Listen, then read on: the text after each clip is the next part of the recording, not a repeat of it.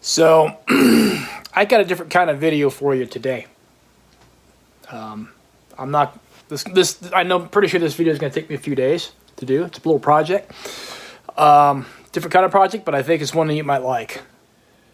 Our project is to turn this muzzle loader, this modern inline muzzle loader, into something that looks a little bit more old-timey or antique. We're going to try to make the furniture look like wood. Definitely gonna ditch this sling. Maybe use this one on there. So here's what I just picked up at the hardware store. You may or may not be wondering why would I do this. Why do I want a faux wood look? My wife is awesome, and I'll explain why. Just follow along with this. So while I was gone hunting, I think it was over rifle season, my wife, as wives are apt to do, decided to redecorate our bedroom. Now I'm not going to show you our whole bedroom because I'm not showing off our whole bedroom to the world. But I'm just going to kind of show you some of what she did so you can kind of get the gist of what she did and why. And that should tell you something right there. Now, as happens, my wife and I have very similar tastes. Very similar tastes. So, while I was gone, she decided that she wanted our room to look more like a cabin, complete with a faux fireplace. Of course, some guys at the wives put those fake seashells over the toilet. Nope, my wife puts in a fake stove. But you know what? It's nice. So here's some of the other stuff that she put up. So she wanted our room to look more like a cabin. So these are kind of, you know, she put knickknacks in there, as wives will do. But from a man's point of view, they're not bad. So my wife comes up with a honeydo that was like, well, sure, honey. She said she wants me to find a wall hanger to complete the decor of the room. She wanted like an old Kentucky long rifle, or my first thought was a Hawkins. So I went around and looked at that online, and it's just for decoration purposes. What I could find was way too much money. And then I looked just to change. Then I thought about my old muzzleloader, which I'm not using anymore. I had a mind of deliberately trying to blow that thing up. But now I found a new use for it. But the problem is the synthetic furniture on it. But like anybody else, I looked on YouTube, looked on the internet, how to make things look like wood. And I found a few videos, and I got the stuff, so that's what we're going to try to do. I have to add, though, that my wife is freaking awesome. I mean, she supports me a lot in hunting. And she's always offered encouraging words. And if I come home early, she chews me out. So, yeah, if it wasn't for her, I wouldn't be able to do what I do. And she asked me to put together a wall hanger muzzleloader. No problem. We'll handle that. Alright, so here's the plan. And if you followed my channel long enough, you know I don't do nothing without a plan. The sling is definitely going to go. We might end up replacing this, like I said, but this sling is going. The weaver rail is going. This sight, fiber optic, is going. I have a Peep sight that I can mount on the back of this that would look more appropriate. The front sight, I'm not sure what I'm going to do about that front sight yet. We obviously need to remove the furniture, sand it, get rid of those mold lines, and clean it up and start making it look like wood, which involves painting it with this first, and then going over it with this. Beyond that, what I'm going to do also is I'm going to take the firing pin out. Obviously, this recoil pad, ooh, I need to get rid of that too, don't I? Is not old-timey. I'm not sure what to do about that. I might just leave it on there, most likely. What would be better is a brass butt plate, but I'm not sure if I'm going to find something like that. At least nothing that'll fit. I'd have to cobble something together. All right, well, we'll see how it goes. We're going to take the furniture off first. I lucked out. Got the right screwdriver the first time. This thing certainly wasn't screwed on there very well. I'm probably going to have to strip the paint off of this thing too. There's no probably about it. Unless I can sand it off.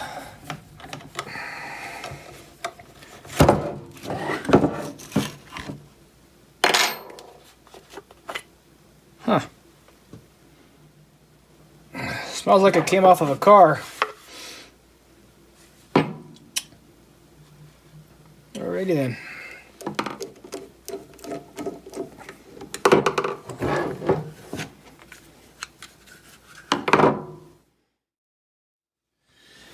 Alright, so I'm starting to sand this thing just to see how it'll go. I think what I'm going to do is I'm going to sand it to try to make a grain.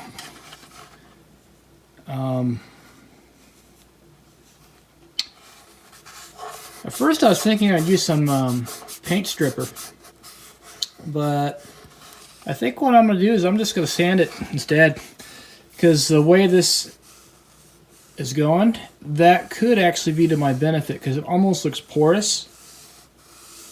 So for a fake wood finish, that might actually work out better, just sanding it. Now obviously that might be a little bit trickier.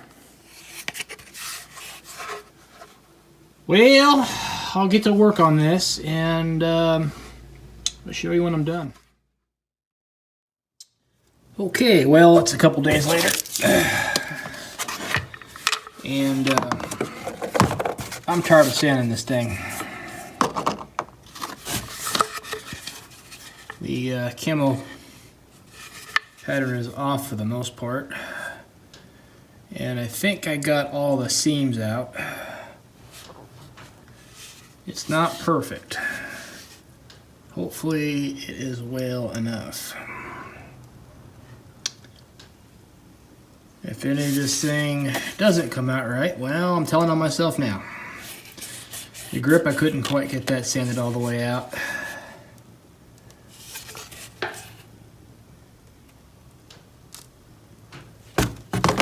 This bottom piece, I used a rougher grit sandpaper and came back with over it, so a little bit of a seam there, I guess, but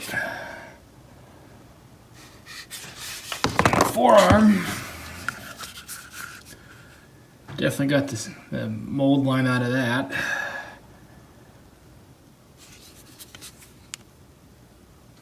Alright, so we're gonna go ahead and paint it. Well, first I'm gonna clean it up with some acetone. And then gonna paint it with this as a base. Warm caramel. Alright, I'll get back to you. Alright, so here's the furniture after I spray painted it. Had a couple mistakes, knocked it over, that kind of thing, but the mold lines aren't showing through, but any type of scuff or scratch that I thought I got out but didn't is showing up. I think right there I laid it down, but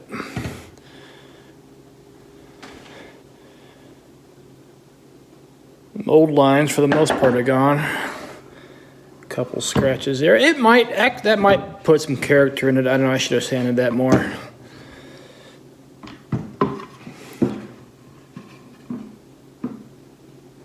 So I'm gonna go ahead and stain it. I'll show you after I'm done.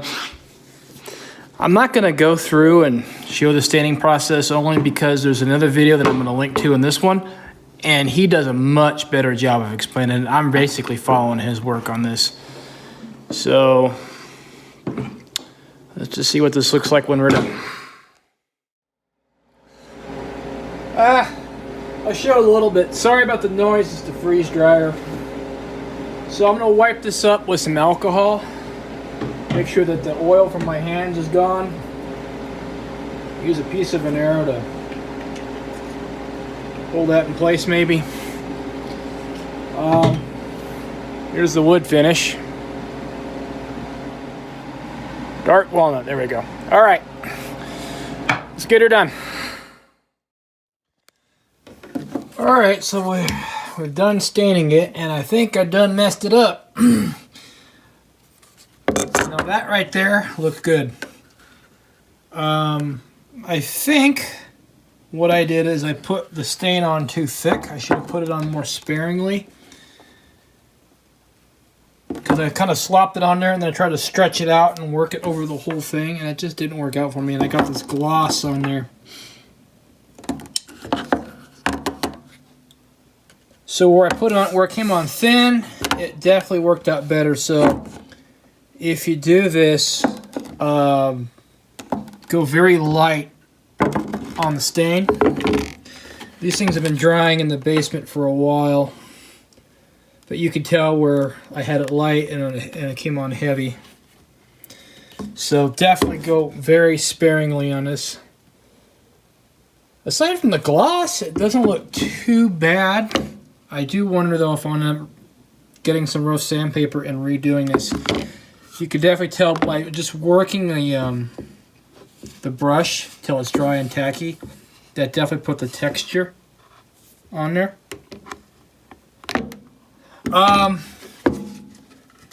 So what I'm gonna do now is hopefully this will dull this thing up a little bit. Like right there, that actually looked not too bad right there, but yeah. So yeah, I messed it up. But we'll put this on there, see what happens, and then either come out right, we roll with it, or I'm stripping it all off and redoing it. Alright, so here we are a day or so later after I put that clear coat on it. Looks a little bit better. Although that brush from the nylon, or that brush didn't come off. Alright, so let's put this thing back together and see what we got. Oh, here's the forearm. Yeah, it looks kind of like wood.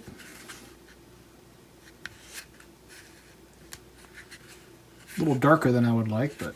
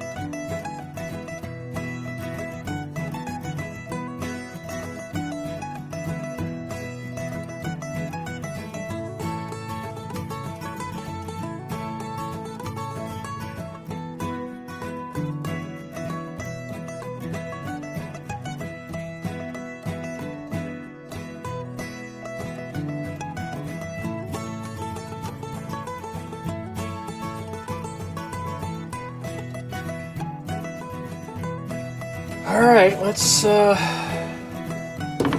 if we can change the sights and maybe put some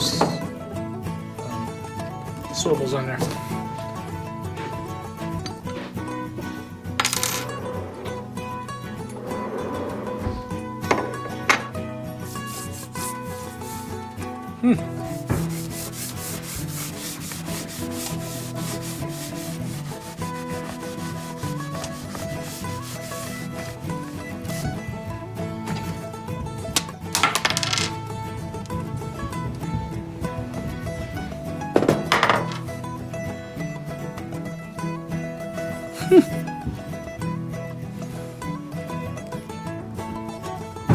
Yep.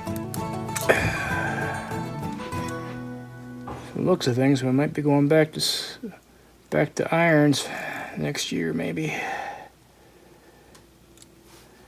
I won't be using this one, though. I had trouble with the elevation with this thing. It sucked.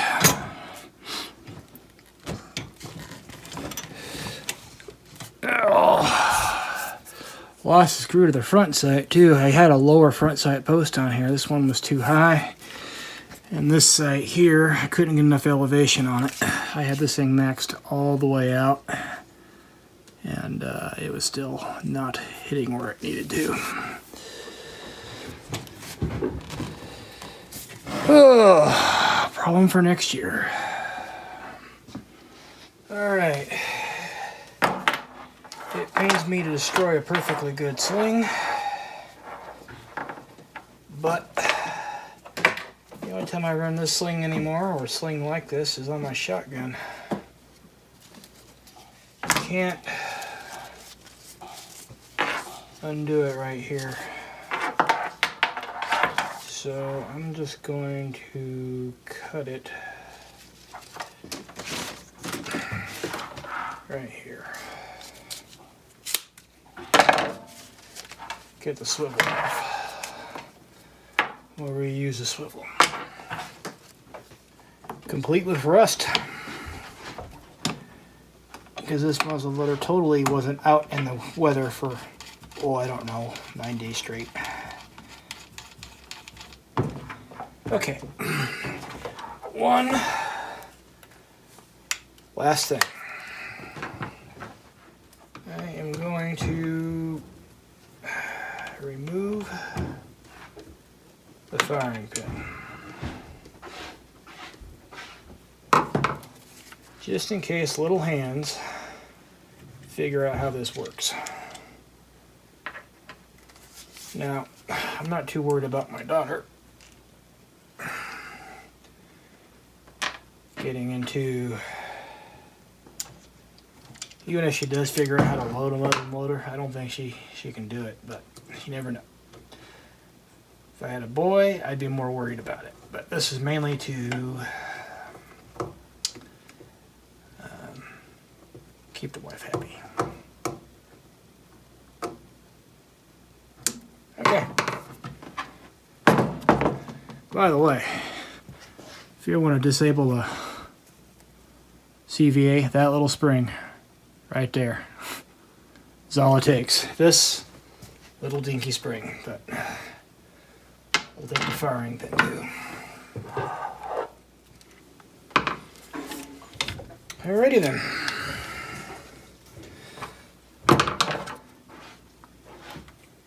Looking a little bit more antique-y. Let's go take a look at it outside. Well, don't look too bad. Came out better than I thought it would. The only thing I'm hesitant about is these swivels right here. They could like scratch right there and give me away.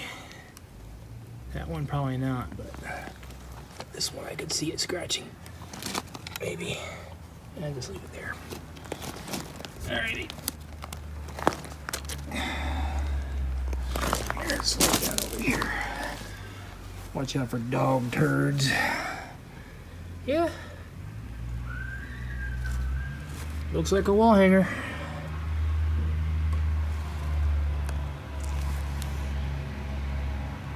Alrighty then. Wife already wants to hang it. Okay.